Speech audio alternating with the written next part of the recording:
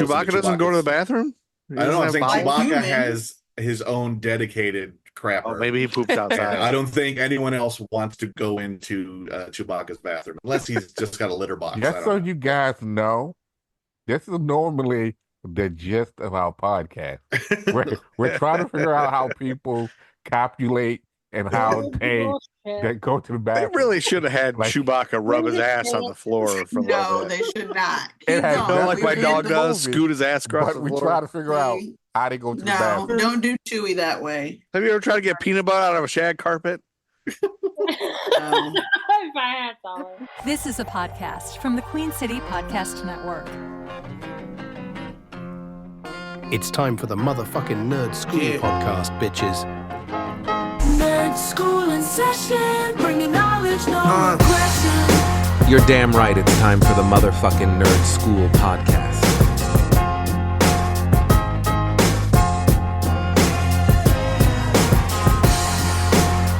Thank the sweet, sweet Lord above, we get more Nerd School podcast up in this bitch.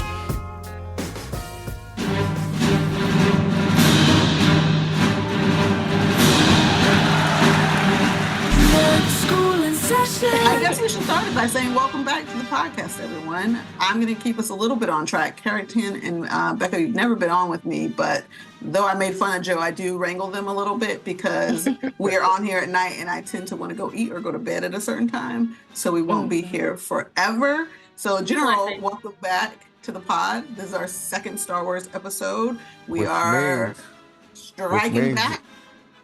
Which means this won't be a 3-hour one like the last time. It better no, because I'm here. Yeah. We will never go 3 hours in my life. Yeah.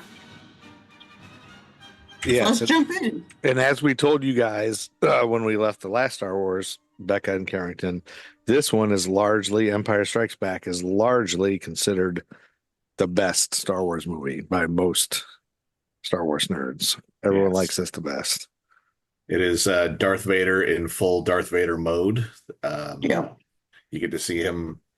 I think there's only one other scene in, well, I can't say that because I haven't watched all the cartoons and whatnot. But outside of, I'm not even going to go into Rogue One, which is basically a prequel to the first Star Wars movie that has a really badass Darth Vader scene. But most of what makes Vader Vader is on display in this film. Yes. His casual strangling of incompetent underlings without their fear when he walks into the room. Yeah. All of that, which is Art's vibe. Just strangling people. That's Art's vibe. Everyone is scared when Art walks into the room. You get it strangled. You get it strangled. He fantasizes about Darth Vader. You shall not pass. And then give him 2 finger flicks to the side up against the wall. It's your vibe. It's okay. Yeah, that was I mean, it's not okay, but it is okay. It's definitely okay. Yeah, I think that was the most thing I noticed with this movie was that there was so much violence in it. There was a lot of strangling. There was a lot of limb chopping. There's a lot of stuff that I did not see in the first Star Wars that I was like, whoa, okay, we're in it now. Like, we're doing it. So. Yeah. I feel like the first one was a setup and introducing everyone to everyone. And this one is, we got beef now. Like, for real, we got beef. And we're about to fight it out. So I think that summarizes this. And like I said to Joe, I liken this, in most of Star Wars, to the simple trope of men's inability to communicate well. Which is why this entire battle is going on forever and ever and ever and ever. Family drama, inability to communicate. Inability to communicate. That is 100% it. Yep. Yeah. And for all the talk of controlling emotions, I don't know if anyone's really doing that. No. Oh, yeah. Exactly. No one is. No one. So yeah, this is Vader's chance. This is where we all get introduced to Yoda, even though it's a silly, goofy version at first of Yoda. This is so goofy. Oh my God. As someone who hasn't watched Star Wars before, the first time I heard Yoda's voice, I was like, what is this one is a little, it's a weird he doing? Like I Yeah. knew We know I him knew as the the way- master. Yeah. Mhm. I knew the way he talked was a little weird, but he was just giving very silly, goofy goblin He was. thing and not Yes. I was Like- He like, oh. entered the scene in a silly, goofy mood, which Mhm. Yeah. Did you both know, oh, that's Yoda? I know anything about Yoda, or did you like totally buy into his goofball misdirection? I knew. Yeah, I think No, Carrington, you can go first. I just like I Mhm. didn't like. I don't know if you knew anything about him, but I was like, "What is this?" Like, see, the Yoda that we see later in the movie is what I was expecting, like the very serious, like you're not getting it. You're failing. You're not doing great. Like that was the Yoda that I was thinking of, not a very goofy, grimly, "You'll get away from me, goblin." get away from me! Get away from me, please. Yeah. yeah, it's a very. Go ahead, Becca. No, I was just gonna say he was so like. First of all, the voice is so dramatic. Like, Yeah. I have friends who are voice actors. I've seen voice actors before, and it is like you need to be very distinctive, right? Like you need to have your voice stand out, like before anybody else. I totally get that. It has to be a weird voice. However, what saying like Yeah. victory was just so strange to me. So I agree with Carrington where it was like later in the movie you kind of got the idea that he was like a sensei, right? That he knew what he was doing. But at first when you meet him, you're kind of like, what is this? Like, what is this little goblin creature? That's like the best way to describe it, Carrington. Yeah. He's a weirdo. That's I feel like. yeah. Oh, sorry. Go ahead, Carrington. I thought I would like him a lot more in the beginning, but I ended up liking him a lot more in the end. So hopefully that's how he is going forward. Just in general, yeah. I don't know if you have this, Carrington, but I also have that feeling where I'm like, I'm gonna predict some feelings, and I hope that the rest of the Star Wars nerds, like in the future, agree with me. But I also, because I haven't been in the fandom, I don't know what people think. So I'm like, I'm gonna have this idea, but I could have this idea. Yeah, and then we come to the general consensus talking about. Yeah, we all feel this way. Yeah. Well, I mean, to be fair, general consensus is not really something a lot of Star Wars fans are good at having. No, nerds in general. Okay, good. There's a lot of headbutting within, like, this movie is awful. This movie is wonderful. Yes. When you get beyond these first three, for the most part. Well, I think that's the thing, is now there's just so many, and there's so many divergence and so many opinions. But I want to say, back when this was the second movie in 1980, I, being a 4-year-old going to see this, I would say, and I'm just realizing this now, I think Yoda and like Chewbacca and R2D2 were like the Jar Jar Binkses of our era. Like they were like for kids. I'm Like we had stop. not Jar. Look, Stop. hear me out. Hear me No. out. Hear me out. Let me finish. Can I finish? Can I finish? I'm I'm not gonna let you saying finish, Jar. but I'm gonna just be I'm not like, saying no. Jar Jar Binks as a like the negative part of it. Like we all hate Jar Jar Binks, I think, but as a bit like something for kids. Like I remember being a kid and everybody was like, "Oh, Yoda!" It's like Joe. It's like a Muppet It's like for you. Grogu is now. He was It's like my it's- little stuffed. I had a stuffed animal of him, and like R2D2 was kind of like that. Chewbacca. I had a stuffed Chewbacca, but I had all my brothers had all the action figures. I could only play with Yoda. Like they gave me just a little Yoda because I was a little brother. You know, I was like, the 4-year-old. It was like the kids' toy. And then I think parents were like, "Oh, look, it's cute little. It's okay for kids.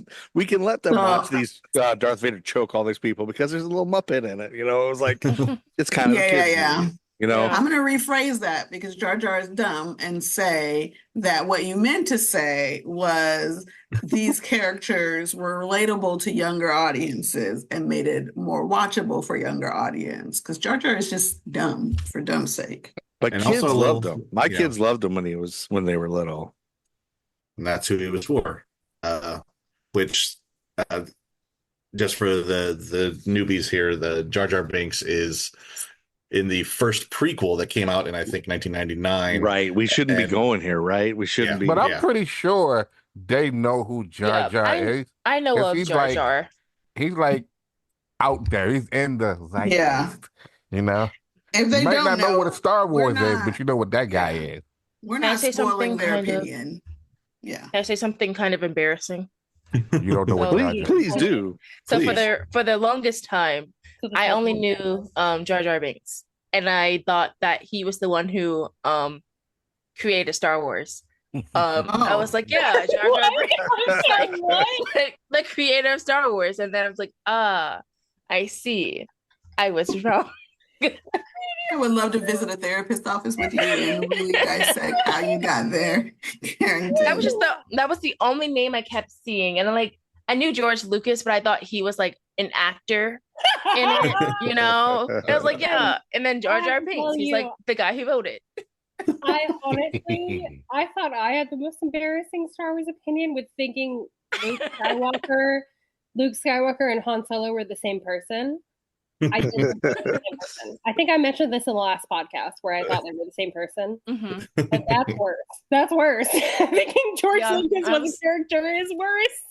Yeah, That's Jar great. Binks, creator of Jar Jar Binks, the creator of Star Wars. I just thought everyone hated Jar Jar Binks, aka the creator of Star Wars. I thought that was just Like George Lucas. something they did. But Kind of sounds like George Lucas. I kind of get that. We should have had you guys each just say everything you think Star Wars is before we started. The predictions before we tape. For like each episode.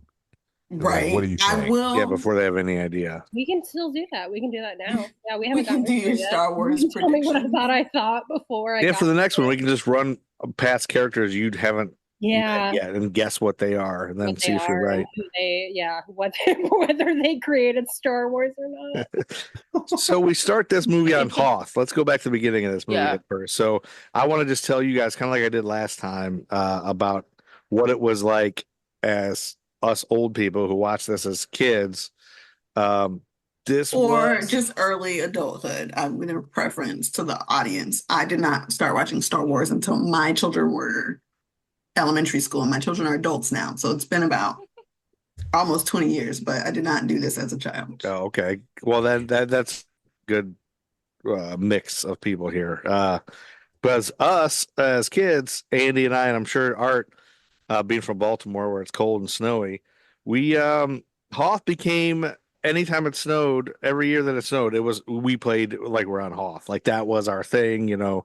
There's everybody's a Wampa or whatever that monster is that they created. Wampa. That's correct.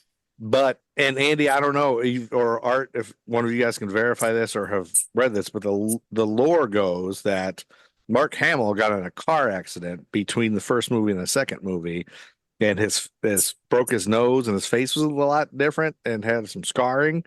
So supposedly they wrote this scene in at the beginning where he gets attacked by this monster to explain why his face is different. But that honestly makes a lot of sense. It's not, I don't know if it's verified, because I was looking up online and I saw an interview where he said he got in an accident, but it wasn't that bad. He was like, no, I broke my nose. That's it. It wasn't that bad. But the word is George Lucas put that in because of this. I don't know if that's true or not. I know nothing of that.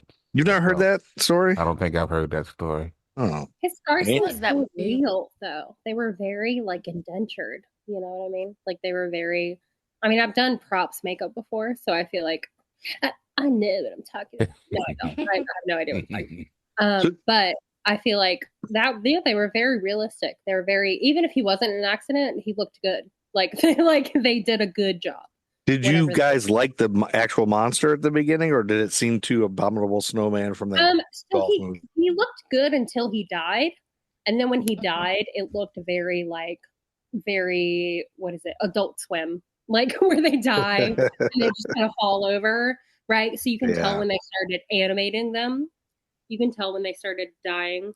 But otherwise, like I liked the creatures what are they called? The big abominable snowman creatures. That was the Wampa. And then the things they were riding around were called Tauntauns. Tauntauns. Okay, I knew Tauntaun because I knew that he got cut open.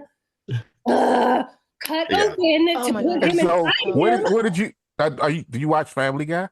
Traumatized. No, I have watched Family Guy, but is there a scene in Family Guy that recreates? Well, there's a Family Guy episode where they do the whole, cutting open a tauntaun and Hate that.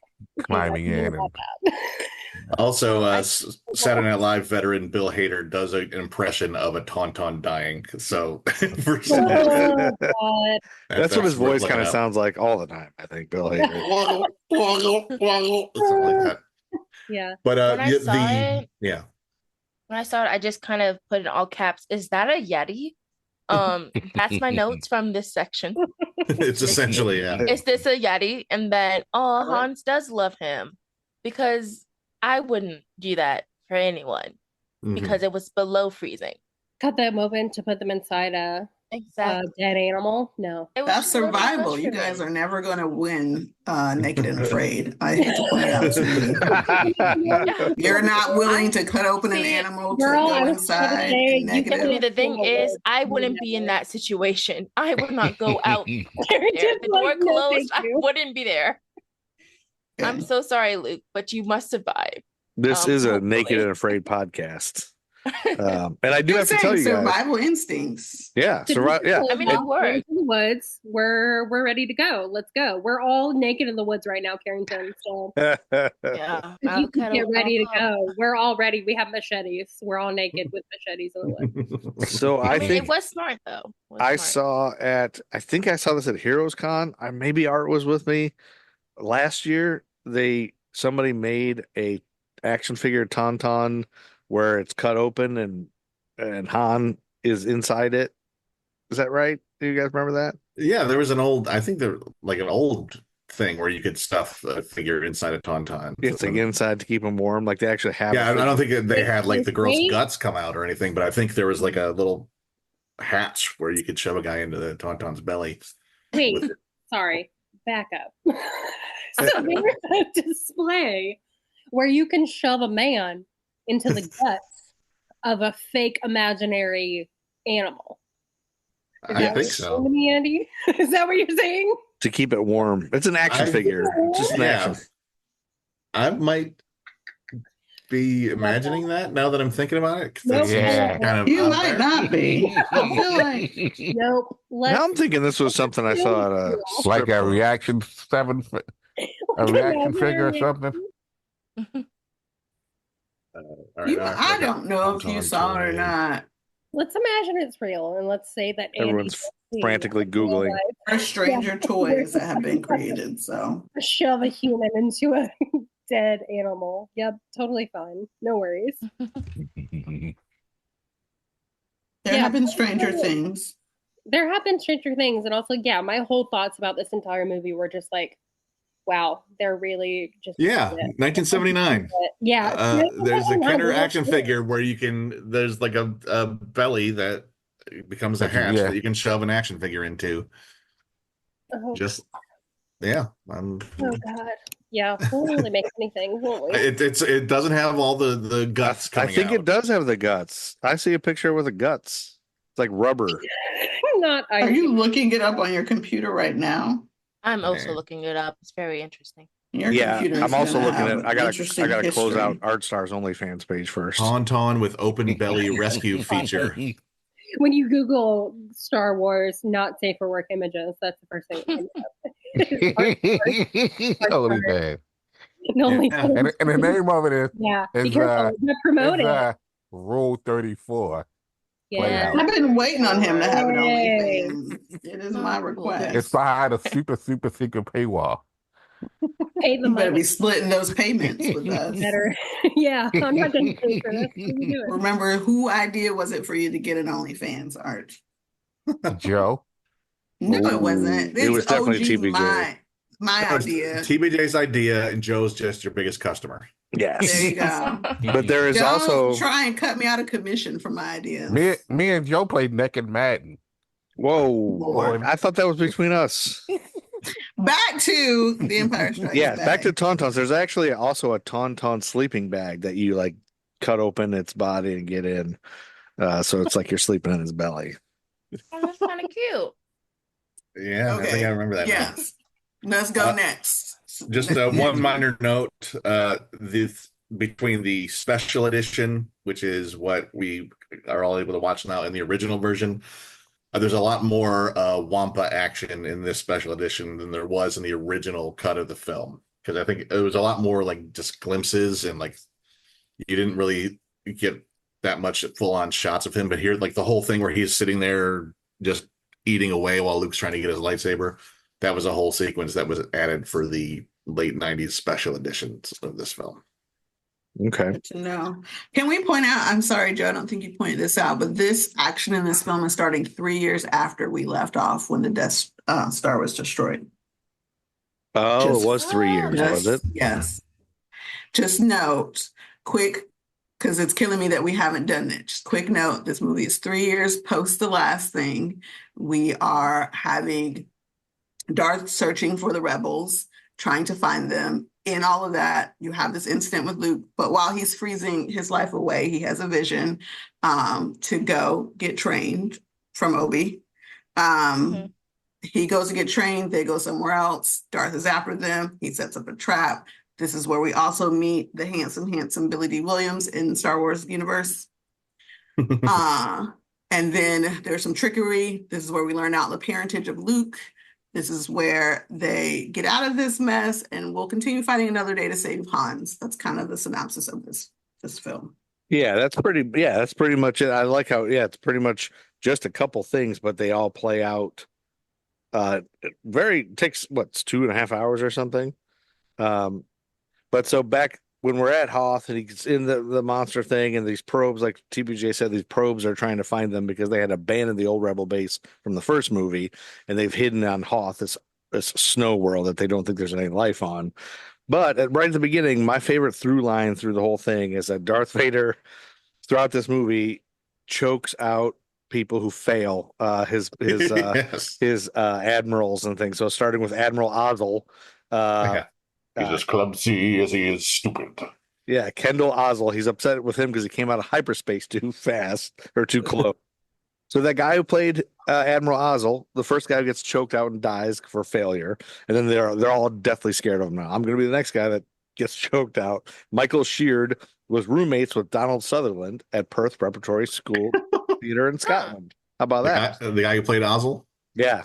Yep. Michael Sheard, right. Scottish guy. He and Donald Sutherland were roommates. And also, if you notice this, I don't know, Carrington and Becca, if you guys are old enough to even know the show Cheers. But I'm actually drinking out of a Cheers mug right now. Hold on. Great. Did you spot Cliff Clavin in the Rebel base? I don't know. Here. Cheers. There you go. Oh, there we go. What says Cheers? So Cliff Clavin is one of the rebels. John Ratzenberger is one of the mustachioed rebels. Also the voice of the Mr. The pig. Toy Stories. Toy Story. He's the same guy. Toy Story films. Yeah.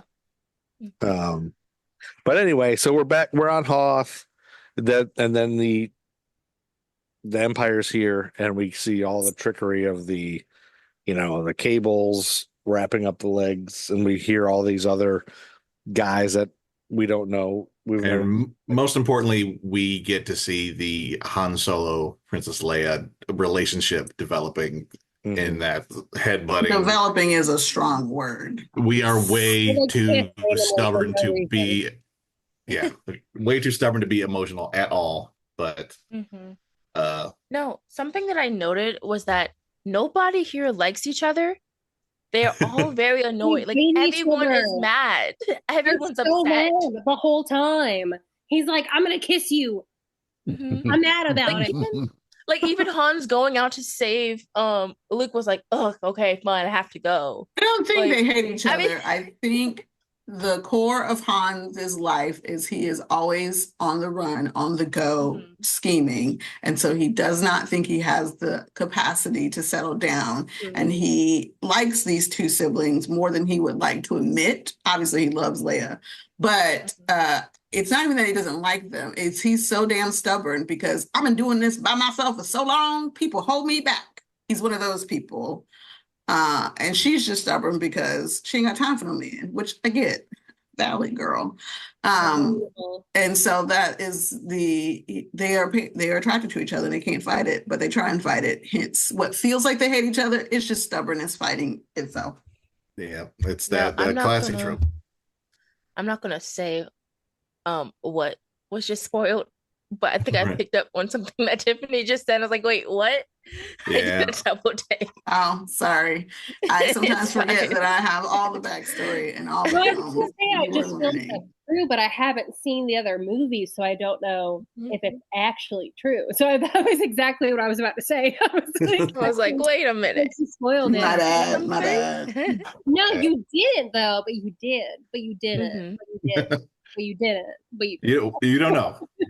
Maybe know. maybe so, maybe not. We'll have to wait till the next film to There you figure go. it out. I'm not confirming or denying.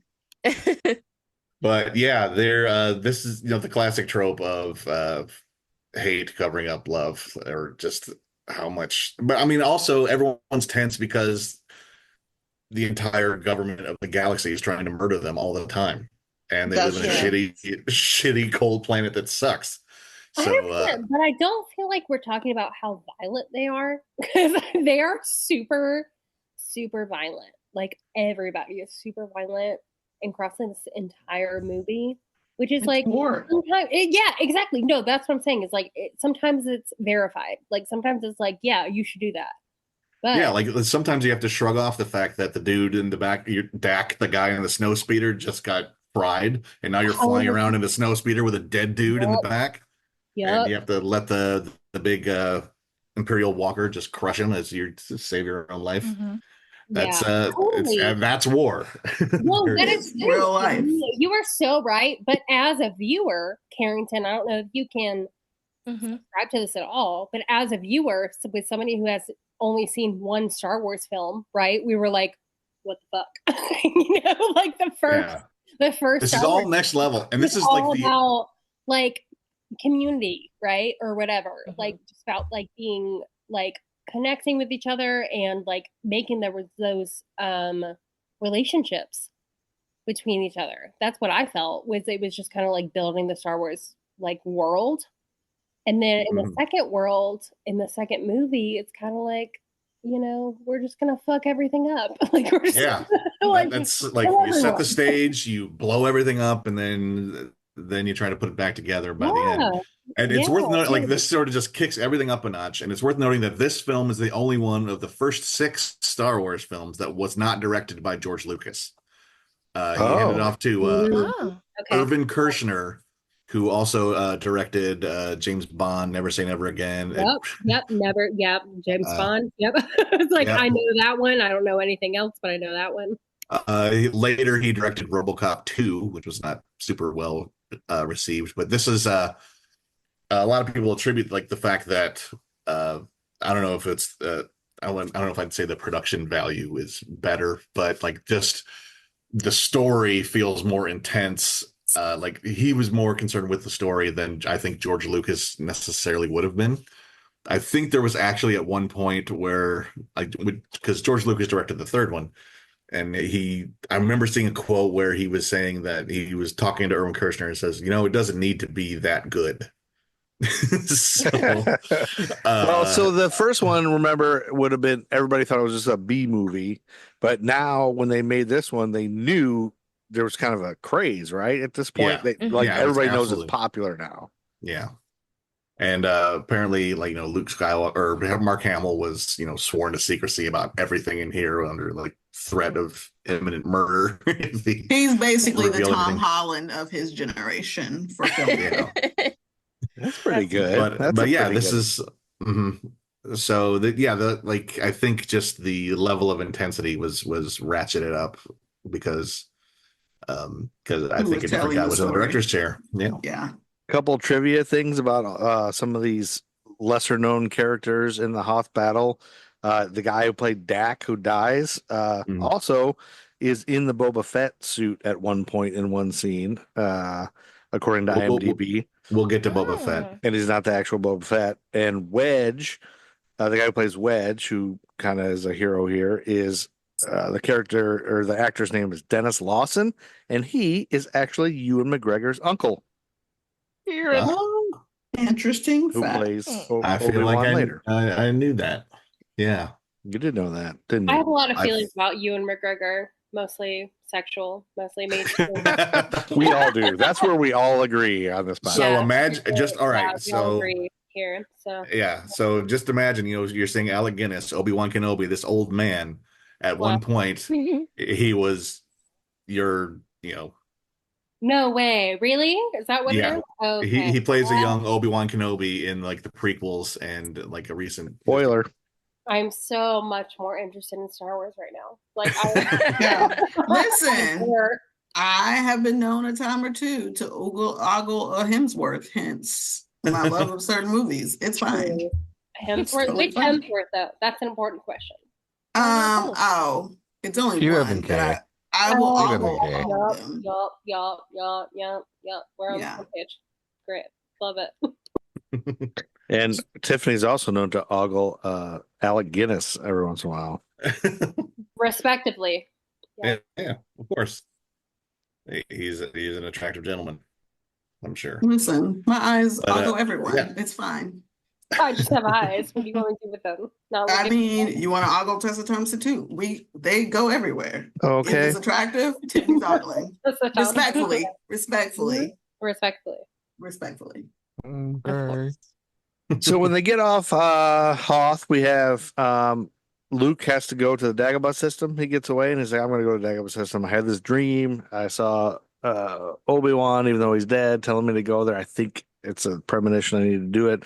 Meanwhile, Han and Chewie and Leia all get stuck in an asteroid field to try to get away. I'm sitting here watching it this time and thinking about the timeline, I guess, because Luke has time to go all the way to this remote swamp planet, Dagobah. I guess hyperspace can explain a lot of things, and get all this Jedi training at the same time. The entire time they're just hanging out in an asteroid field trying to wait for the Empire to get tired of looking for them. You don't blame hyperspace. I think you're onto something. Yeah, I guess because the whole thing is the Millennium Falcon's hyperdrive isn't working, so they can't go. But Luke can just zap there. It just seems like all his Jedi training is happening while the Millennium Falcon. Well, yeah. I mean, think about that then. We need Neil deGrasse Tyson here. So, like, if Luke goes in hyperspace, but he doesn't either. Well, it also could be, I forgot what it's called. There's a chamber where, on Dragon Ball, where, Goku goes to train. And he's training. And for us, it would be like, it's only been a day or so. But his training inside the hyperbolic chamber, it has been over 100 days. So maybe, the atmosphere on Dagobah is different than the atmosphere where they're in the asteroid field. And he's an advanced level Jedi. He's an advanced level Jedi, which is the reason they're trying to get him, because he could be coming over to the good side, but they're trying to make him a Jedi. So because they know just how powerful he is. So it's his training, like even when Yoda says to him, like, you won't be ready, but he did tell him to trust in the Force, he put up a good fight with Vader the first time they faced off. So yeah, this is way too early for him to be fighting Vader. Freaking Skywalker, for God's sake. Well, you might have a point there, because something about Dagobah is weird. There's that fuck cave where he starts hallucinating. And he's like, he feels the cold. There's evil here. So yeah, like he walks into this cave and suddenly he's hallucinating Darth Vader attacking him there, and like cuts his head off. Yeah, sees his own face, which is foreshadowing the big reveal that we'll get to. But maybe there's something mystical about Dagobah. Gene is quite powerful. Like even later on, how we have, it's a powerful gene. So I feel like that has something to do with it as well. Could be. I mean, in the middle, also you got to realize it's 1980 as well.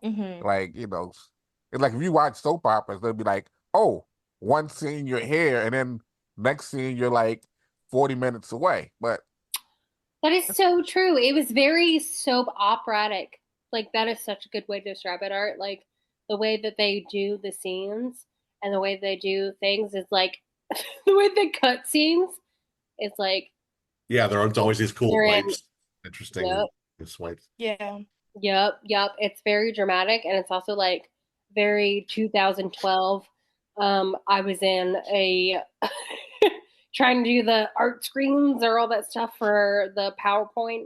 Just the PowerPoint. Yeah, it was giving like Windows Movie Maker a little bit. Yep.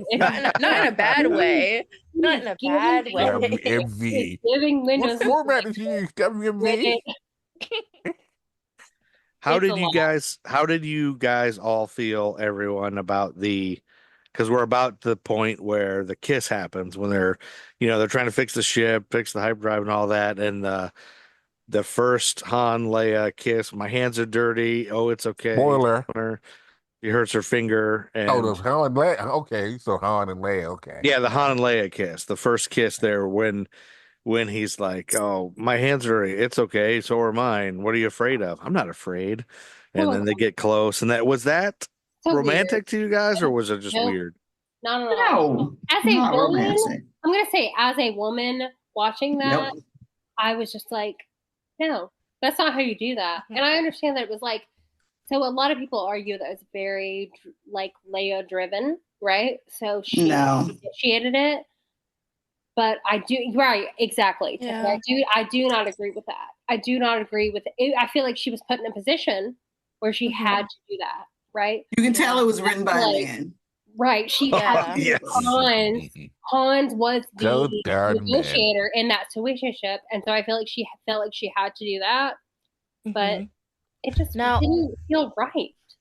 I will say the whole time I was like, shut up and kiss already, because I love a good enemies to lovers. But I didn't like the way that it was done. I was like, oh, okay. I was rooting for it the whole time. I was like, oh, Is there a lot of that? Onto something, Carrington. I do love enemies to lovers, but it doesn't feel.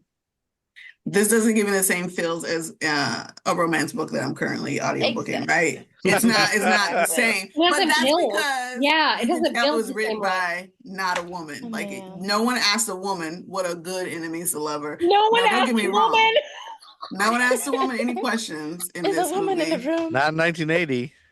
No, we'll get to that later when we get to goddamn that bikini. But no one asked a woman anything in this franchise.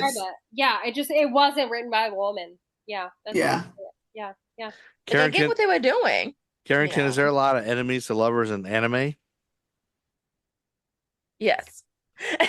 There's a lot. It's a lot of different enemies to lovers. It's a good trope. Love it. It is. It's a great trope, even if done well. Right. If done well. That's the key part. And not saying this was done bad. Their relationship means a lot to a lot of people. And I'm not anti the relationship that begets us the love of my life later in the franchise. But I do think just the way it was written is a little bit. Oh, wow. I just realized what you just said. You just caught it? I'm surprised. I just caught it. I try not to spoil it for the other two. I don't know who it is. You don't need to know. Just know that he looks real good. He is probably on one of the greatest in the ocean, dark side wielders right now. No, I don't love him for that. But I know who it is. Okay. Their union brings about wonderfulness, but the way it is portrayed, there's not a lot of nuance in their enemies to lovers-ness. It's missing a woman's touch. Well, so how about here, Carrington and Becca? I don't know what you already know or spoiler alert. So where we left this, do you feel like is Leia gonna choose Luke? Because you see them kissing quite a bit too. Oh, or do you think she'll pick Han? I think Luke is a youngin. Luke seems pretty young. Leia seems a little older. So when she first they kissed before, like Luke and Leia kissed before, right? Like she kissed Luke despite Han Solo, who was claiming he wanted to kiss her. And then when I was like, that's rescue a child. him, when they rescue him at the end, she gives him a quick mouth kiss too, I think then too, but that's more of just like, oh, I'm glad you're okay. But yeah, so you feel like Luke is way younger than Leia? Yeah, like even if they're not, it's just like how the much dynamic younger?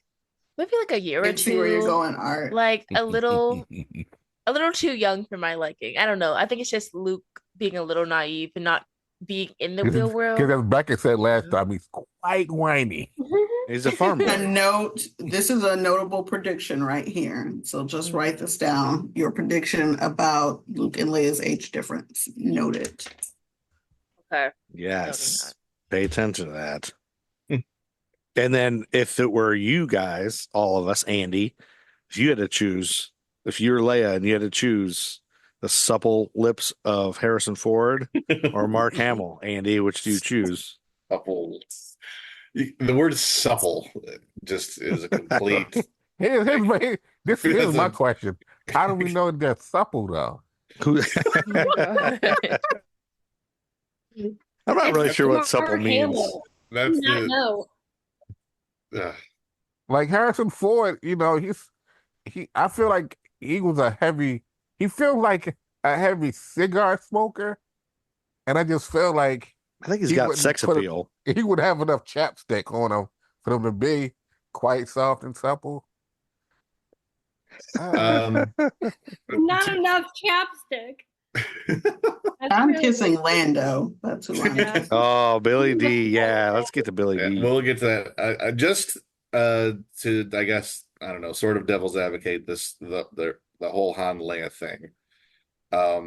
One, there's not a lot of nuance, but this is also still at its core a whiz bang throwback to movie serials of back in the day. So that everything is kind of on the table and not particularly deep but emotionally. I'm gonna note they were also written by men. That's true. Okay. That's true, and I get where you're coming from.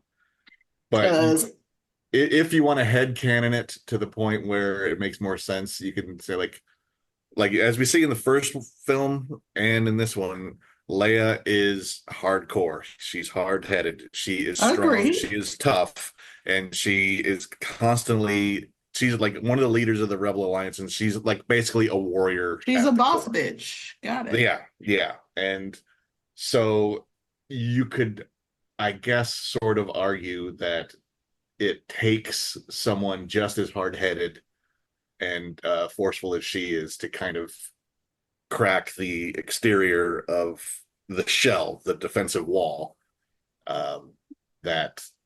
You could argue that. You could argue that if you want to look at this charitably.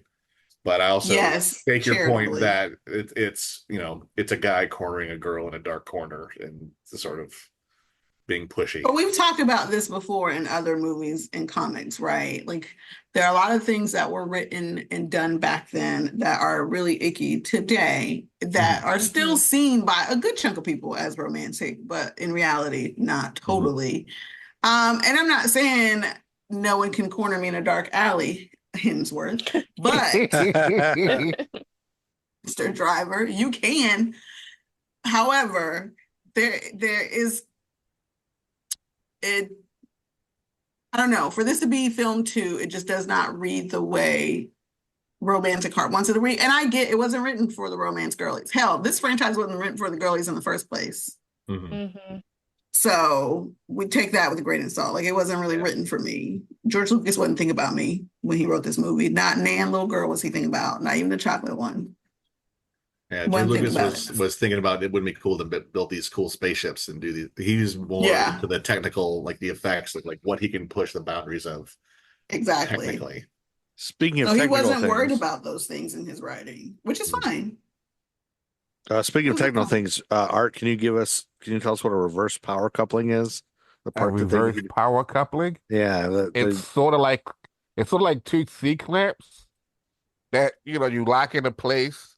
So like you was giving a dude like a bro hug, and then it has like a little nut at the top that you have to ratchet into place to tighten it. So you make the coupling stronger. Art Star has built it's almost like a bear hug.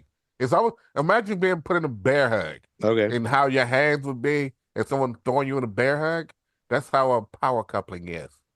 Okay. Well, that was the part that C-3PO told Han he had to fix. He had to pretend that he knew that. If you remember that part. Oh yeah. Can we jump to Cloud City when we meet Lando? Let's go. Do we want to talk about the asteroid a little bit and flying into the cave that turns out to be a monster's Not belly? a cave. Oh yeah. So they spent like I don't know however long Luke was on Dagobah for like 3 weeks or whatever training. They're sitting in a monster's belly in the middle of an asteroid, hoping the Empire will get tired of throwing ships at them, trying to find them. Until they finally figure out. And then I like the clever tricks of. Like he keeps not having a working hyperdrive and has to basically disguise himself as garbage to get away from them. Yeah, and landing on the side of the big spaceship was clever and funny. And we got to talk about I guess they spent a lot of time doing that because they had time to summon a whole bunch of weird bounty hunters to try to find them. That's true. So it had to be like time. It had to be weeks or days at least. And so that said, how many bathrooms are on the Millennium Falcon? At least I don't know. Only 2 of them go to the bathroom. And one of them's Chewbacca gets his own restroom, and I don't think anyone goes Chewbacca doesn't go to the bathroom? I don't know. I'm saying Chewbacca has his own dedicated crapper. Oh, maybe he poops outside. I don't think anyone else wants to go into Chewbacca's bathroom unless he's just got a litter box. Just so you guys know, this is normally the gist of our podcast. We're trying to figure out how people copulate and how they go to the bathroom. They really should have had Chewbacca rub his ass on the floor for a little bit. They should not. Like my dog does, scoot his ass across the floor. We try to figure out how they go to the bathroom. Don't do Chewy that way. Have you ever tried to get peanut butter out of a shag carpet? If I had taller. How does he wipe? Does he wipe? You go to the monster's mouth to figuring out how Chewbacca goes to the bathroom. I just want to know how he wipes. That's all. He needs a new one. How he drops money. I want to just like the bounty hunter sequence, which is weird. It's just one thing. None of them really say anything, but somehow those the bounty hunters that he's talking about, no disintegrations. I want them alive. Those guys were somehow became some of the most popular characters in Star Wars. Like not even like tertiary characters. It's just because they're bounty hunters, they're mysterious. They're weird. They all had action figures. Like I knew who IG-88 was my whole childhood. I don't remember seeing him in the movie, but he was the robot bounty hunter. And the cool thing about Star Wars Rebels is they bring back a lot of these characters as recurring characters in the cartoon later. Mm-hmm. So if you like all these old characters, it appeals to us old people that remember this as kids. If you don't stop calling us old people, I swear. We're 90. We are seasoned. I'm in my prime. I'm seasoned and delicious. That's fine. I'm taking Metamucil over here. Metamucil. I need a lot of Metamucil. You are seasoned and delicious. Seasoned. You need that on the shirt. Tell me where I lied. I didn't. I've fallen and I can't get up. Joe, you were the only old person. I don't want to just clarify. Any of you guys are old. Oh, I'm not old. That's why I keep telling Joe to stop calling us old. I'm 50 years old. That counts as That's not old. That's not You're old. not old until you're 75. Sometimes I feel like the people who work at Blumenthal do not age. Like 50's the new 49. You're all in your 50s? Like 50's the new 49. No, you really don't. I'm not in my 50s yet. Yeah, me neither. But anyway, I just wanted to just draw attention to that sequence just because we never get his name in this film, but the one bounty hunter we see again, the guy who actually tracks them to Cloud City, that is Boba Fett. Yep. My son was obsessed with Boba Fett as a kid. Yeah. And it's just the fact that he had that helmet that looked cool. You don't know anything about him. And was somehow that really, technically he appeared for the first time in an animated form in the Star Wars Holiday Special, which we probably should have covered. Between the first Star Wars and the second Star Wars, they actually did a TV show that George Lucas was ashamed of. It was between the first and the second movie? I did not. Yeah, because that's Boba Fett's first actual appearance was as an animated sequence in that special. That also includes musical numbers from B. Arthur as a cantina waitress, and Art Carney from the Honeymooners, and Chewbacca's family who includes Wookiees named Itchy and Lumpy. Yeah, so we're gonna have to make Becca and Carrington watch that. It's terrible. It's terrible. But And it George helps Lucas you was like realize denied this, that the Star anything. Wars insanity at that time between 77 and 80. I just looked up, yeah, you're right, it was 78. I had no idea. But like SNL had, Carrie Fisher on it, and there's an SNL skit where they're singing about Obi-Wan Kenobi and on the Because they're doing beach. like a Star Wars / classic 50s beach movie combo thing where There was cereal, there was cartoons, there was action figures, there were stuffed animals. I mean, it was the craze. It was like one of the first like big merchandising. Like this created merchant. This is where merchandising started for stuff. Now there's toys of everything that comes out, but there was a cereal called C-3POs. That's funny. It was actually kind of good. But yeah, so Boba Fett became a huge deal, but basically just on the strength of his cool outfit, and he had a pretty much valid. So I don't know if you guys knew that was Boba Fett when you saw him, or if you've even heard the name Boba Fett. This is gonna be maybe embarrassing as well. Sorry, I was watching this with my boyfriend, and I was like, "Is that the Mandalorian?" Because is it actually? It's the OG. He is a Mandalorian. Wait, there's several. There's different types. Yeah, there's a whole Mandalore was a planet, so everyone from Mandalore, a lot of them had that armor. But we don't know this. Look at you happening upon something you didn't even know you. Look at that. But we did not know that at all at this point. No, but Boba Fett, if you watched enough of the Mandalorian, you'll see more about Boba Fett in there as well. Okay. And then I know the name. The Boba Fett show. I also definitely thought Boba Fett was a girl. So that's another thing that I thought I knew. But that's cool. Yep. I was like, Boba Fett, yeah, that's a girl, right? No. Could be. No, could be under the mask. Could be. We're low on women in here for a while. Mm-hmm. Other than Lena. I can gauge that. So he tracks this Boba Fett. What's that? I was asking Becca if she'd heard the name Boba Fett or if she knew anything about it. I did. I knew Boba Fett, but I didn't know the character behind it. So I feel like fair enough. Yeah. So I knew that people hated Boba Fett. I knew that they were like, no, fuck that. But I think for us growing up, most of everybody, I think my generation thought Boba Fett was cool. Like everybody thought he was the coolest one, even though he was like a bad guy. Really? Because I feel like everybody who knew Boba Fett in my world was like, fuck that. Wow. Yeah, he was always kind of like the coolest dude, and everyone wanted to be. And also, he had the most dangerous toy that I think had to get recalled because of a choking hazard. He had his little thing on his backpack was a missile that fired off, and apparently, done it or something. So that one of the most rare action figures you can get of old Star Wars shit is. And you know what's crazy? Launches that thing. Is that now if you get a Star Wars Black Series figure, it comes with all these little small pieces and things, but they're kind of geared towards adult collectors as opposed to we ones having them. Because they're collectibles, not toys, right? Right. Like precious moments. Like precious moments. Yeah, precious Joe, moments this that is you very may or much may like not share with yourself. Art Star has a bunch of cabinets filled with precious moments. How do you know what's happening in Art Star's house? Let's just say one thing has led to another. Where do you, Joe? I will think, if I'm thinking about it, and I think if a lot of people thought Boba Fett was lame, that might be explained by what happens in the next movie. But we'll get to that preview. We'll get to that. So they finally make it out of this giant monstrous mouth, and they realize the Minox are attached and they're scary bat things. And then they don't know where they're gonna go. They can't go into hyperdrive. So Han remembers he has a buddy named Lando that he can't trust.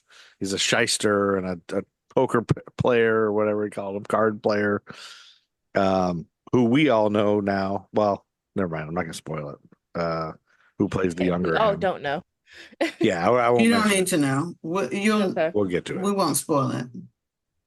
But anyway, he tries to go to where he lives on Bespin, and so we're at the Cloud City of Bespin, and they're not sure if they should trust him. And as you saw, they couldn't trust him. But I like really how good they armor too. But we do find out, he is the previous owner of the Millennium Falcon, Han Solo's ship, and he likes to fuck with him, which is an odd choice given the whole betrayal angle he has that we get to.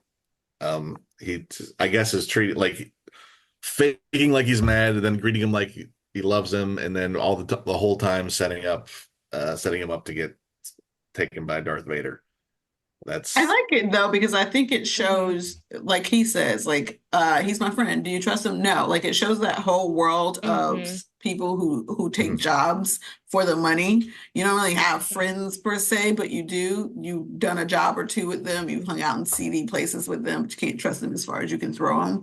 I think that kind of shows that.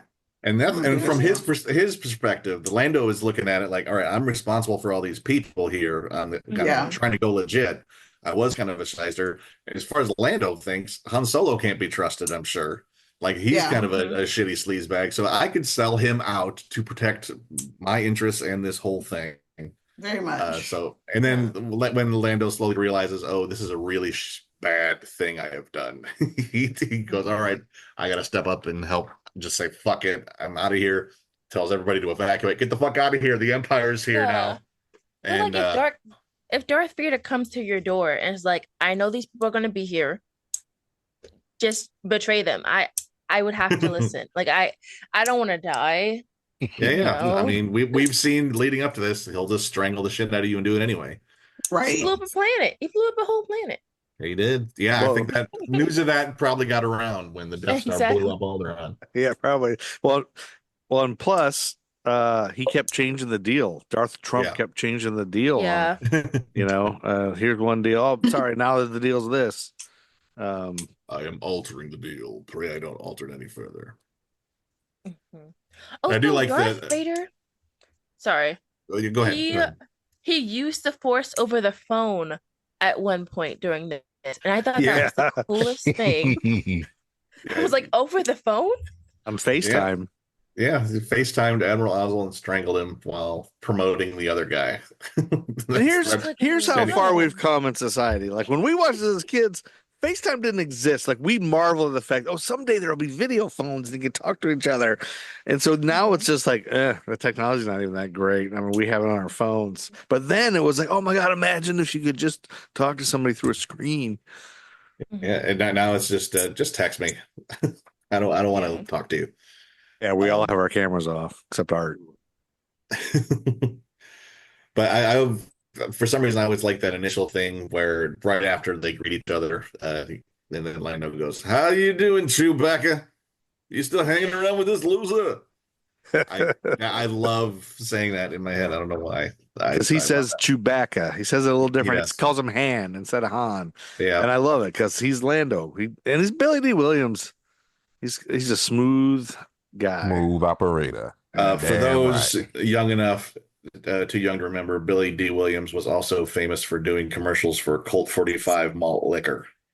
And I don't know if that came before or after Star Wars, but that was like every joke about Lando involved Colt 45 malt liquor. Yeah, so when I was in college for a while, there was like one semester where I kept buying 40s of Colt 45 just because of Billy D. Williams. That's how much of a nerd, a Star Wars nerd I was. I'm an idiot. Did you enjoy Colt 45? No, I didn't like it at all. But I don't even think then. That's when you first start in beer. You don't like beer when you first try it. Yeah, trying to get drunk. I can vouch for that. That was not good. Yeah, I still don't like it. No, not even as a 30-year-old adult. No, doesn't. No. Yeah, like the best a beer can be is tolerable enough to let it do its job. That's how I felt then, but not anymore. I love IPAs. I don't understand that. You do. I apologize for loving them, everyone. Sorry, Carrington. I'm sorry what I've done to you. It's fine. Yeah, no, But yeah, I wish I so- liked beer, but no. So Cloud City is pretty cool. It's like this floating mining colony. It's crazy how many like dark, evil underground layers they have, though. Like where Darth and Luke are Yeah. fighting, and they throw them into the carbonation frozen thing. Like, why does Cloud City have those features? Well, they explained that like it's not usually used on humans. It's used for. There's a line in there somewhere that's What did they say it's used for? Carbonation chamber is used for supplies or something like that. Yeah. Or to preserve certain things, which is why the whole thing they need to test it on Captain Solo so the Emperor's prize is not damaged. And I remember being terrified when I was a kid and seeing what happened to Han Solo, and I even think my mom and maybe John, my older brother, were like, "It's okay, he's alive. It's okay." I was like 4. I was like, I was stressed. I was like, did he just die? Because Star Wars though just kill someone randomly. I'm like, whoa, is he dead? Like, is that it? Well, it was a good run. Not Han Solo, but then you hear him say he's still alive in there. Yeah. And in perfect harmony.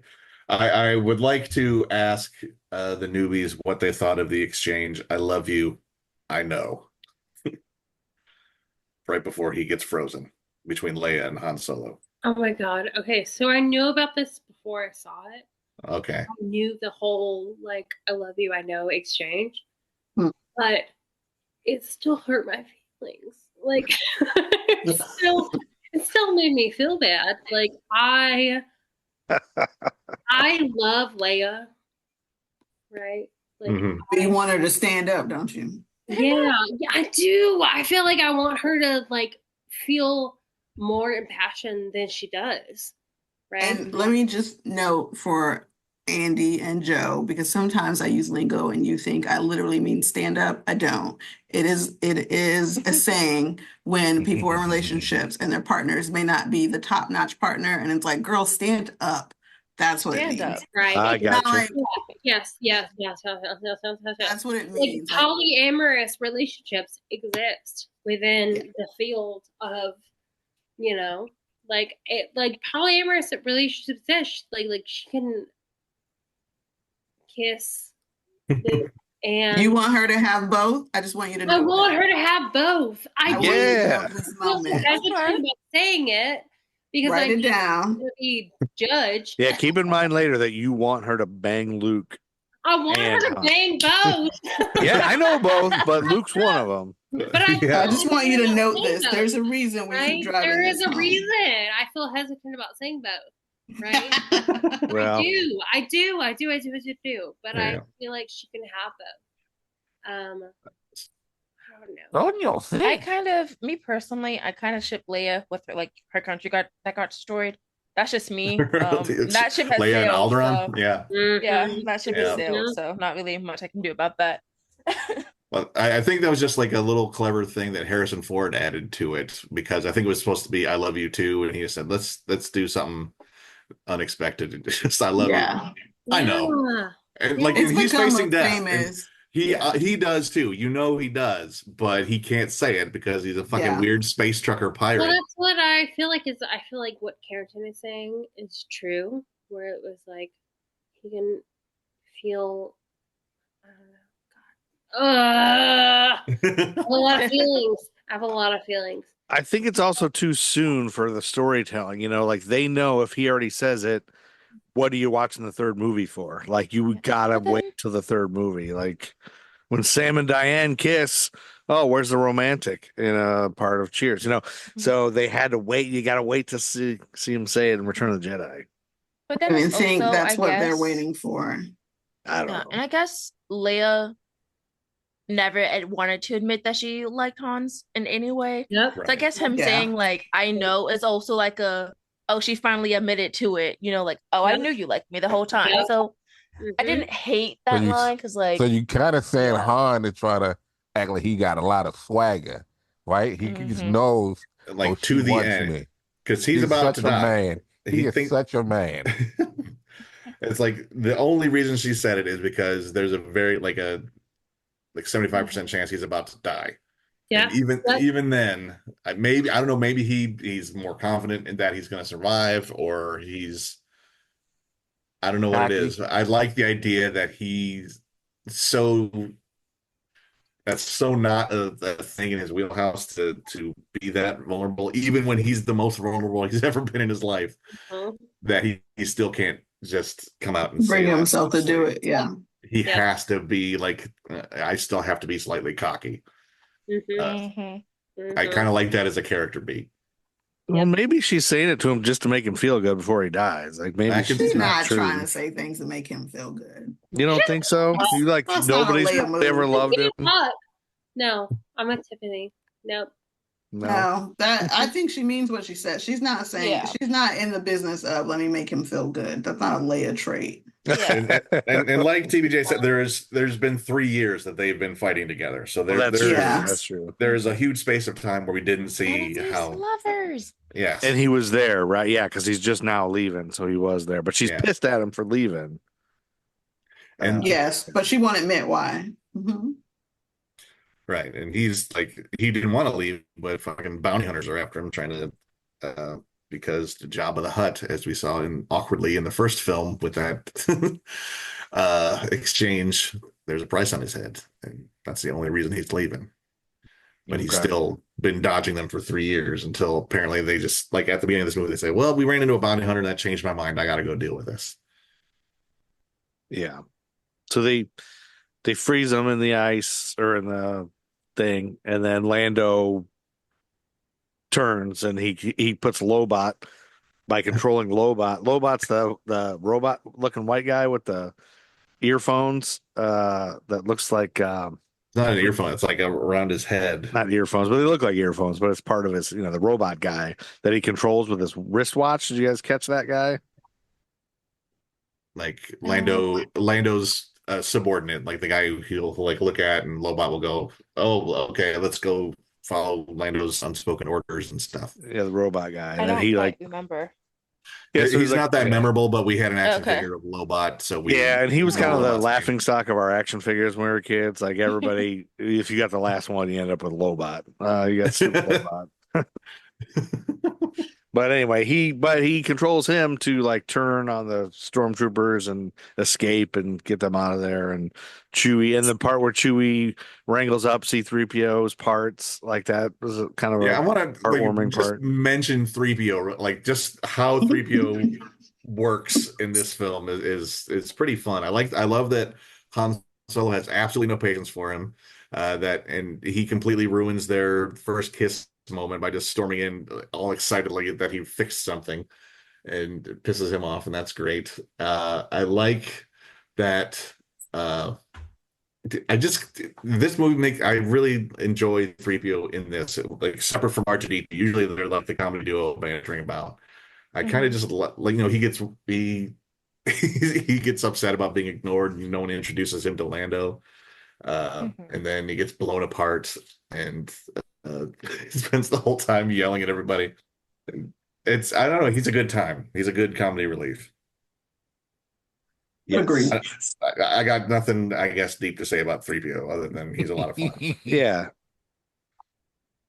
And like he gets sort of a bad rap for being kind of irritating since he's such a little bitch. He's anxious. He's just an anxious. Yeah, he's a little bitchy, kind of like a prissy guy, but he's British. Yeah, that's all. But I'd like to give Anthony Daniels a shout out that he's well. And then R2D2 really saves the day, kind of by fixing the hyperspace right away. Yeah, he's the one who finally figures out how to fix it. And then they save Luke at the end after he gets his hand ripped off by. You can't gloss over. They just save him. There's a very important. There's a big scene. It was Darth a reveal. and Luke. It's the big reveal. Oh, So this was the big thing we were trying to tell you guys last time. It was like, you know the thing, right? And Carrington, you're like, oh, I think I do. Oh yeah, everybody knows this. Mhm. But they never say the line that the famous Mhm. line is not actually even said. You know what we're talking about? How Yeah. he says it, everyone just misconstrues. The line has been Mhm. changed over the years, but what he says is the line. Yeah, he says, I'm your father, but he doesn't say, Luke, I'm your father. No, people have just edited it over the years. Yeah. What? I told you what happened to your father. We'll So see if we can get it Carrington, back. did you already? So when that by the time that came up, you were ready for it, right? You already figured it out. Yeah. I kind of I already knew that because they don't they? No, they don't. They don't. But I felt like it would be in the third movie, so like I was kind of shocked. I was like, oh, wait, that's now. Okay. It just felt soon. It's like, oh.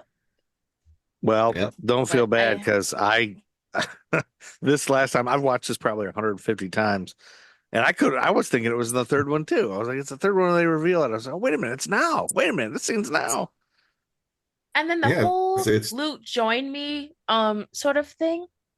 Like you can't drop I'm your father, now come join the dark side in the same fight. You are if you're Right. a bad father who doesn't know how to communicate and is slightly narcissistic, you sure can. But if you can sense, I don't know how, like the Jedi Sith, the Force telepathy is always kind of vague, but Luke, as we've seen in the first film, that Luke is always was wanting to know what happened to his father. Like, do you know my father? Do you know anything about?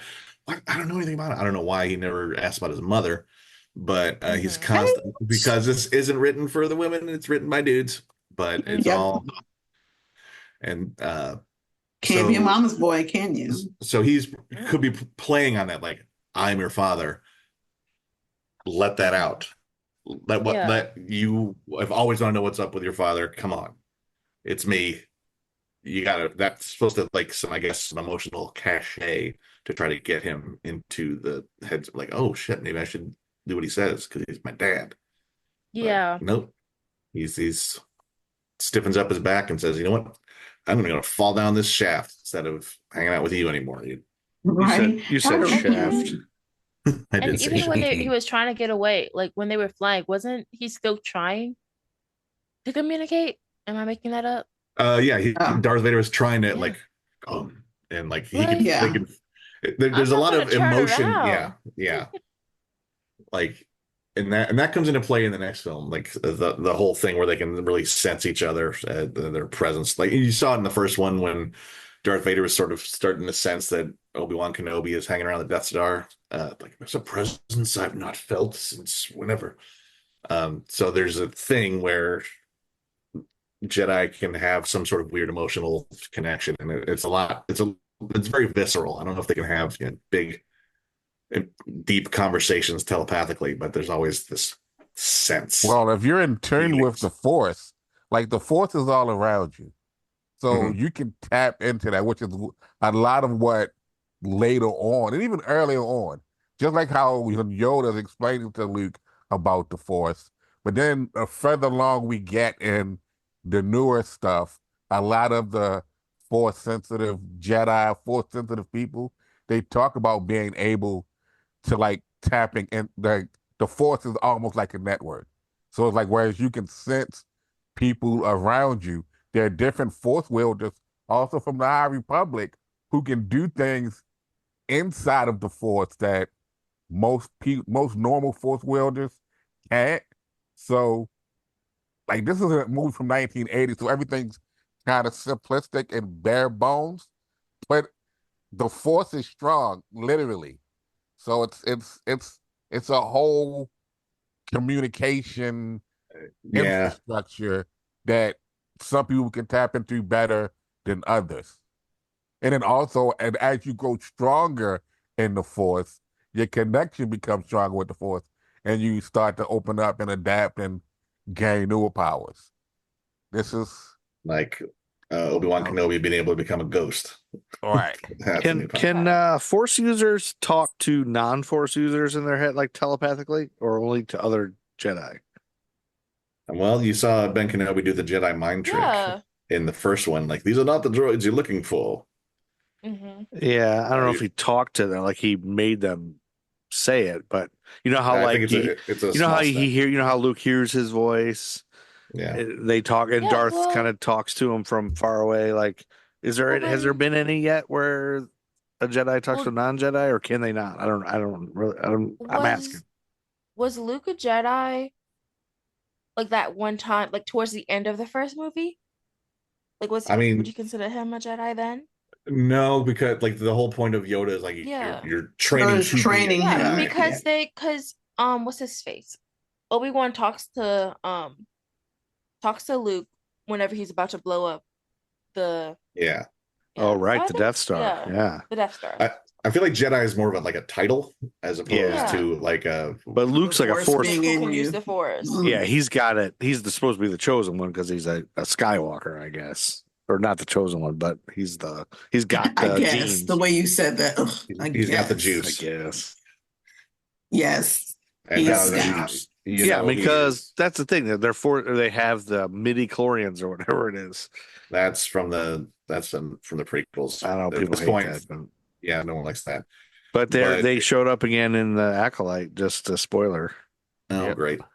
But that's why I referenced High Republic. Like High Republic, they were doing things with the Force that they're not even doing now, which is kind of like them rewriting the Force history. But it's just one of those things. Like as it continues on, like you learn that there are more things that they can do. Like like I guess for our benefit, when they're sitting there using the Jedi mind trick, they're speaking it. Like they probably don't have to actually say the words because it is them, messing with their mind. Like in the Acolyte when, spoiler, the one dude basically just sit there and say like, "Don't do that thing you Jedi do when you mess with my mind. Don't erase my mind, yada, yada, yada." Even though he was a very powerful Force wielder. But, he's playing a part. So it's a lot. I feel like they definitely can talk to non-Force wielders. If they want to, but why would they? Because they're they'll talk to each other instead. They're elite in their world, in their bubble. Well, kind of, yeah, but that's to themselves, getting more into the lore. Yeah, so I kind of want to. Yeah, we just probably stop talking about like the prequels and the. Yeah, because we're gonna spoil and ruin everything. Well, we're confused, at the like end you of guys do this to me. film, Yeah. so we can just take everyone's thoughts and feelings on this film. Yeah. So we cut ourselves off so we don't go into the next one, and we've talked for a good minute. So, what's your final feels, Carrington? I like it. I'm excited to see the next one because we don't know if Hans is alive. Like he's not safe right now. I love that. Yeah, he is not safe. The whole we don't know if he's alive or not. It's like the enthusiasm for what comes next. Yeah. I'm just like, I want to know what happens with that. I'm excited for this part to be wrapped up. Not like, oh my God, I want this to be over. But like, I kind of want to see how it all concludes. And then I want to be able to see like the prequel story as well. Like I like Star Wars enough to the point where I'm like, yeah, I do want to keep watching. Okay, you're into it. That's cool. Yeah. I can love it. Joe, your thoughts on your rewatch? Yeah, I love it. As always, I think it's crazy how you can see a movie 8 million times and always still find new things. Like there's just moments. Like I kept watching over that short snippet when Chewbacca is like fighting those little tiny creatures that have the Ugnaughts. Yeah, the Ugnaughts. The Ugnaughts. Yeah, Ugnaughts. That's what they are. And I believe your son at one point called them tiny George Washingtons, ugly George Washingtons, or something like that. Yeah, something like that. Yeah, I loved it. I guess later on we get Quill, who's one of the coolest ones. So.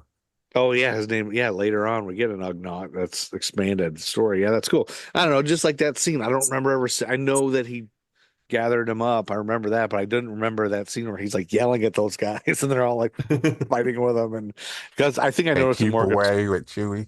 Yeah, my dog does not like Chewbacca's yelling. Like she's growling at Chewbacca the whole time, which I was They're like, distant cousins. That's probably they got are. some My dog family looks like beef. she looks like Chewbacca. Yeah. So, but yeah, no, I loved it. I always love it. I can't not love it. I want to watch it another time. I want to go watch it again. Um, I love it. I can't get enough of this movie. I love Star Wars. I like it. I want Yeah. more of it. Is that your opinion, Art? Oh, you know how I feel. I love seeing the dark side have a good time. Also, when I was a kid, my favorite action figure that I carried around with me everywhere was the Hoth Han Solo, where he was wearing the blue coat that he's wearing at the beginning of this movie, and I would carry it everywhere. And I distinctly remember I was in the bathroom. My mom was doing her hair and makeup. I was before I was even in preschool yet, so I just stayed home with her. I was playing with him, and the toilet was like a pit, the Sarlacc pit type thing, and I would like drop him in the toilet water and pull him out. Like and I would flush the toilet and I would pull him out. Oh, it just escaped, and watch the water go down. And I kept doing that. The third time I didn't get out in time, and he flushed and went right down the toilet, and I lost my Hoth Han Solo that I carried with me. I slept with him. He was in my bed with me. I lost him forever. And I was so beside myself. I was like, Mom, can we get him? He's flushed out of the toilet. She's like, no, he's gone. Aww. He's gone. Oh wow. I'm surprised he didn't clog up the toilet. He gone. He went right down it. Maybe that's what's wrong with Mom's toilet to this day. Like it never did. It never did flush very well after our whole life. Oh wow! That could What if he's well stuck be. down there? What if He's probably still in there? Why wouldn't he be? You're not supposed to flush action figures down the toilet. You're supposed to flush turds. That's true, turds. So maybe that's why her toilet was always kind of shitty. Yeah, that's probably it. It's your fault. Apologies to your mom. You can get you a if you look on Amazon, Joe. Yeah, they make a black series, Hoth Han Solo. So that's what I've thought about. Is that those bigger ones? Bigger? It's the 6-inch one. I've thought about that, and every time I go to Heroes Con, I see some of the original ones, like even the ones that are all like worn out.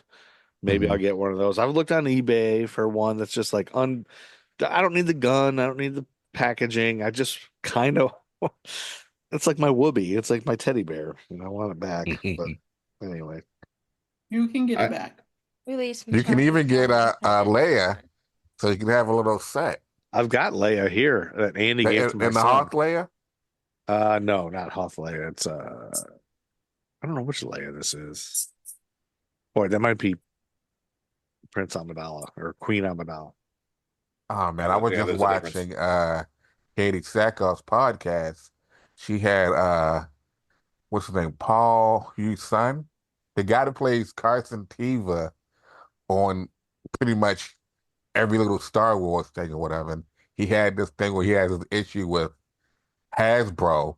Like they don't have a Black Series figure of him, but they have Black Series figure of a couple of the commanders who were like only in like a couple of scenes of like the shows and movies. And like he's done like 7 different things, and he doesn't have a Black Series thing. But like he was just talking about like all of his figure collecting, and it was kind of cool. But he was pissed that he didn't have a Black Series figure. Andy's only got the slave outfit Leia.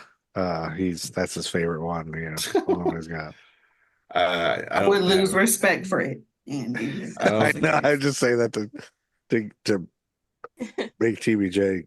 I don't think I've got any Star Wars action figures laying around anymore. Joe has a Barbarella figure. I think I gave most. See, I wouldn't put it past Joe. But I did just when I rewatched this, I also watched the first Star Wars right before it, and there's something I was noticing about this, especially the first one, is that before this movie in '77, like there wasn't a lot of science fiction that took place exclusively in space, and a lot of science fiction is all very like clean and bright, and everything is in the future is shiny and all this stuff. But the first Star Wars is grimy, like it's takes place on Tatooine. There's a lot of dirt and crud. All the ships are kind of janky, like they look like they've been through a war. Like you see the Millennium Falcon, which any kid would go, look at that awesome spaceship, and everyone treats it like it's a pile of shit. And and it's oh, look at this piece of junk. And there's I was talking to my friend John about it, and he sort of referred to it as the universe feels really lived in. It doesn't feel like this artifice. It doesn't feel like this fake, like the Empire. Yes, everything is clean. They have like vacuum droids, I'm sure, all over the place. Everything is very shiny and Apple story, but the rebels and the regular folks are all just living in a dirty science fiction world. And I think that's part of what made this, like, the texture of these films are really good. Like even in Hoth, like everything's close quartered and cramped. It's a shitty living situation. Everything's kind of like bare bones and exposed, and the Dagobah is just a fucking swamp. It's just filthy and gross, and there's just something about that really brings home, like, it makes it feel more real, I guess, as much as any like a space saga that takes place a long time ago in a galaxy far away can feel real. I can see that. Yeah, and I love this because they don't shoehorn in some connection to Earth. Like, you never get that. Any kind of science fiction has to have some sort of point person that, oh, here's like Flash Gordon is the human that got transported to another planet and has to fight against Ming the Merciless, or like science fiction. It's always like these people used to be on Earth and they're now they're on Saturn or whatever. Yeah, there's always like which makes sense. We're all live here on Earth. We don't know what's it like on any other planets, but I just like that this is like, you know what? Earth doesn't even matter to these people. These are people that live in outer space in a different place. And well, Earth is what ruined the He-Man movie. I mean, why did they have to come to Earth? Like, yeah, there's a lot of those movies like that. Jared Leto was about to ruin the He-Man thing. He is? And he's supposedly going to be Skeletor. Ew. It's going to be an interesting move. He got in so much trouble when he was Joker. He was the worst Joker that ever jokered. Yeah, but he also was so method that the rest of his castmates hated him. Yeah. He says it's not true, but they still very clearly did not like you. So you did something. People didn't like the Joker movie? No, not the Joker movie. Oh. When Jared Leto plays Joker. Suicide Squad. Okay. That's a different. Sorry. I haven't watched He allegedly sent dead rats. Sorry. Yeah. What'd you say? Allegedly, he sent dead rats to his castmates and stuff like that. That's weird. Yeah. Yes, he denies it, but there is still a reason the cast in general are not fans of his. So, not to mention that apparently several women have accused him of sexual assault. Yeah. Yeah, we don't like SA on this podcast. At least I don't. I can't speak for everybody, but I don't think that's cool. No one on this podcast is approving such. TJ, what'd you think of this movie? Not. Yeah. Star Wars is, I know enough about it, but it's not my whole universe. But I did enjoy watching it, knowing what I know now, right? It's a different feel going back and watching it this time as opposed to 20 years ago when you first discovered it. Because now you know all the prequels and stuff, and you've gotten insight into so many worlds. So it's kind of like a giddy feeling watching certain scenes. Because even like Lando, you're like, I remember that movie just a couple years ago. So it just feels good because you have a backstory. So it's a little bit of giddiness in knowing backstories now that we didn't have back then. So it's nice.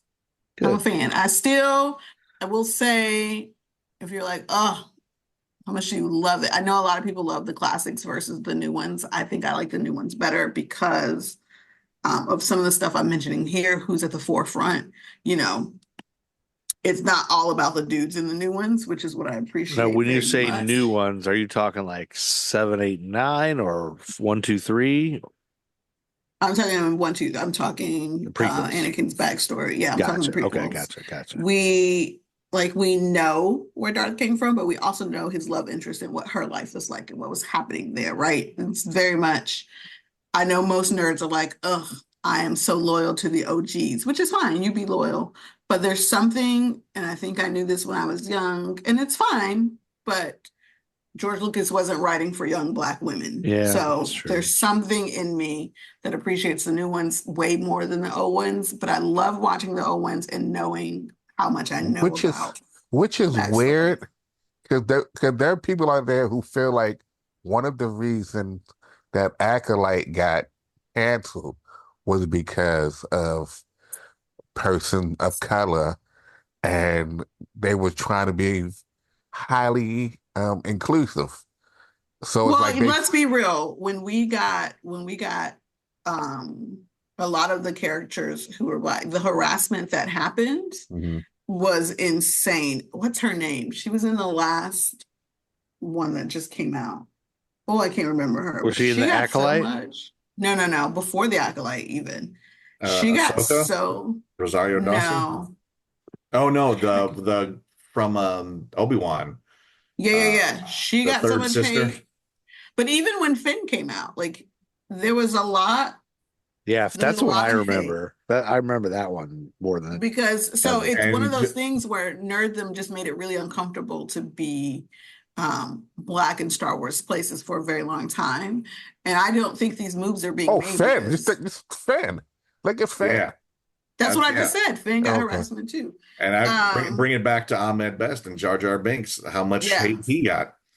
And it's just that's the toxic part of Star Wars fandom. That's kind of Yeah. it sucks that they have so much sway sometimes. So I feel like when I watch the old movies, I still feel a little bit of that. I still feel a little bit of left out. And it's not because the characters aren't Black or white or yellow or whatever. It is very clear his intended audience was not me. And so I can enjoy it, but I still feel that when I watch it a little bit. So it's worth and that sucks. noting. Well, I want to say I finally finished the Acolyte, and I know Art was like, I don't know, I was the only one who watched it or liked it because everybody seems to hate it and they canceled it. Or whatever. I liked it. I like those the twin. Well, am I spoiling things? But the You don't spoil anything there. You can just the say stars. you enjoyed it. The But that's a lead- lot of people. And the crazy thing about that is it sets up so much, which ironically you guys kind of mentioned without, I'm not trying to spoil it. Maybe if I remember, it'll come back up once we get through this first spoiler. But something that happens in Acolyte goes back to what we are about to find out now. That kind of like people were saying, well, maybe this is kind of why this happens and why there's never made mention of said person, because this is the thing that actually happens, which is also why the whole powerful and Yoda going, there is another kind of thing. Yeah. So it's such a ginormous world that like you can literally get lost. Like Star Wars, the universe is a true open world. Like you can literally get lost in it in some far corner, but still be a part of it and still have a good time. You know? Right. It's like But that's the best of thing. Skyrim. I feel like a lot of nerds don't let that be, right? It is so wild. It is so vast. I remember when Rogue One came out. I enjoyed Rogue One. Not everyone did. It was great. I loved it. Right? I loved it. Loved but it it's too. because And it's crazy because Rogue One and Solo for so long, I don't want to watch this. This is not, I don't want to watch this. And I think TBJ got me to watch Solo, and then someone else made me watch Rogue One. And I'm like, why did I not watch these? Like, these are amazing. Yeah, they're like, really because good. you were being a standard nerd who decided you didn't want to. Such a nerd head. SMH. Well, that's when people love something so much and it's sacred to them. And this is my, don't break my Star Wars. Don't ruin my childhood. Don't ruin my thing. Right. But I think little by little people are getting over that when there's this? so much, we're saturated with all of it, you know. Can I just say this? Social media also kills so many things. It like does. tonight, Ruins I'm everything. scrolling through Instagram. Spoiler, I have not watched or seen Transformers 1 yet. There's this meme going around where it says, after seeing Transformers 1, realizing that Transformers Generation 1 isn't canon. What the fuck? And someone said Transformers 1 was really good. I'm like, if it erases Generation 1, how can it be really good? There's so many. All right.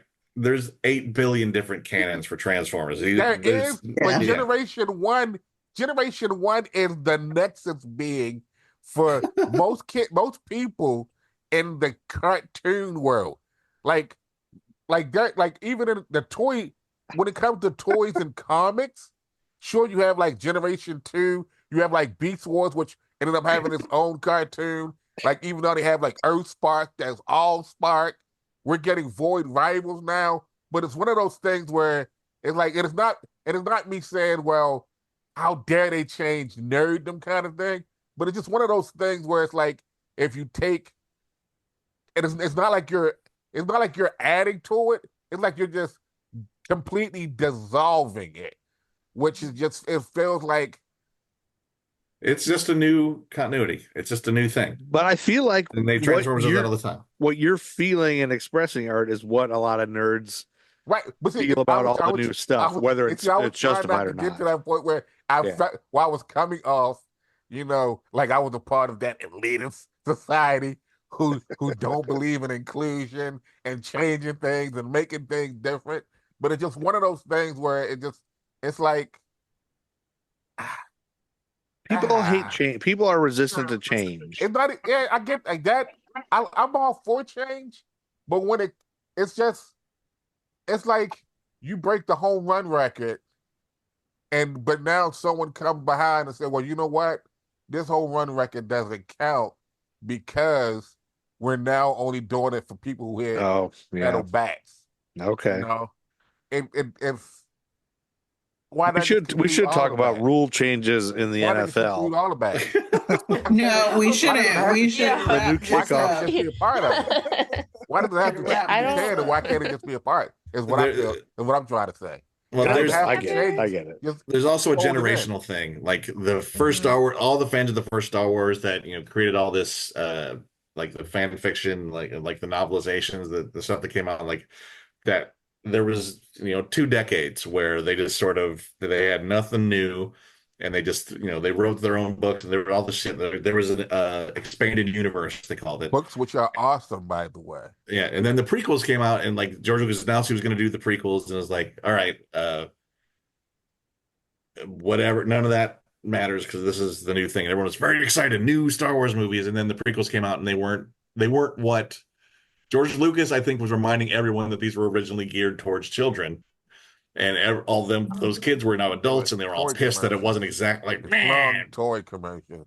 Yeah, so they were like there was a lot of backlash to the prequels from old nerds who were like wanted something else. But the prequels gave us Darth Maul. And then how can you be afraid? How can you be upset about that? We get Darth Maul. The prequels gave me Adam Driver on a horse with no shirt on. That's the sequels. Those are the sequels. Oh no, yeah, we go back. Now we go like back. There were the people who loved the prequels were pissed at the sequels, and so like everyone, like the generationally. That's why I feel like nothing's as bad or good as the craziest, loudest person says it is. Yeah. Well, that's the thing. I think people forget, right? We all have things that are going to spark our interest and what we're going to like. So what I like about this movie isn't going to be what you like about this movie. It's very clear Art and I don't like the same things about Star Wars, but we can both appreciate Star Wars, right? Yeah. We can talk about it.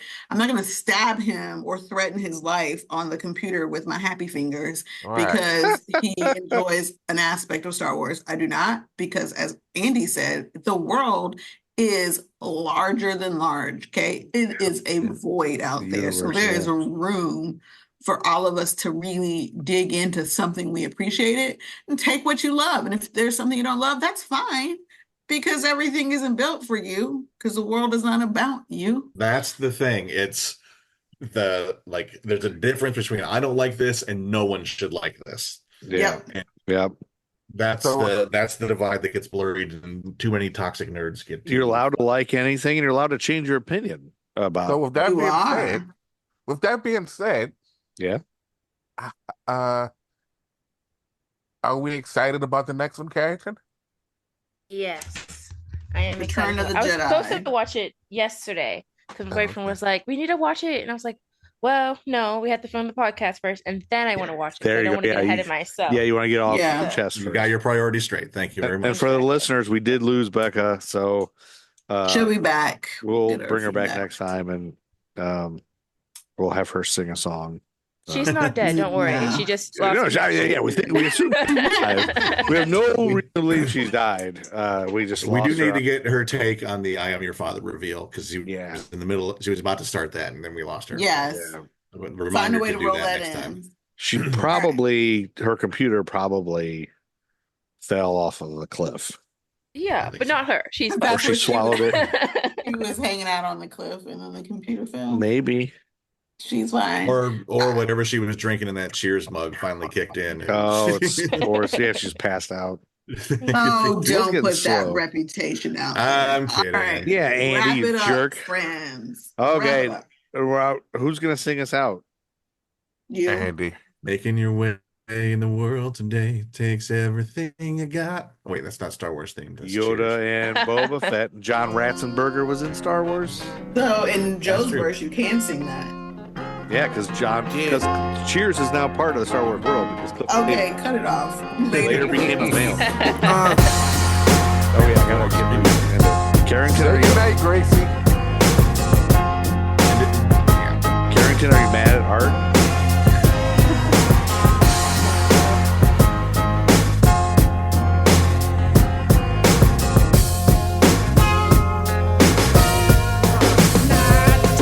They say I can't rap about the president no more, but evidently they don't see we in the streets still poor. Still more incarceration of my kinsmen by the prisons and people thinking this The Nerd election. School podcast is a product of History for Jerks and a member of the Queen City Podcast Network. Find out more about History for Jerks at historyforjerks.com. Check out the Gruff and Loud Show on YouTube, a show with two jackass Gen X dudes drinking beer, smoking weed, and rambling about pop culture. Also, check out the American Timelines podcast featuring Joe and Amy. It's true crime meets history and pop culture. There's also a dumb t-shirt shop on Threadless created by History for Jerks. You can buy a Gordon Jump shirt or an Edie McClurg shirt. It's really dumb and stupid.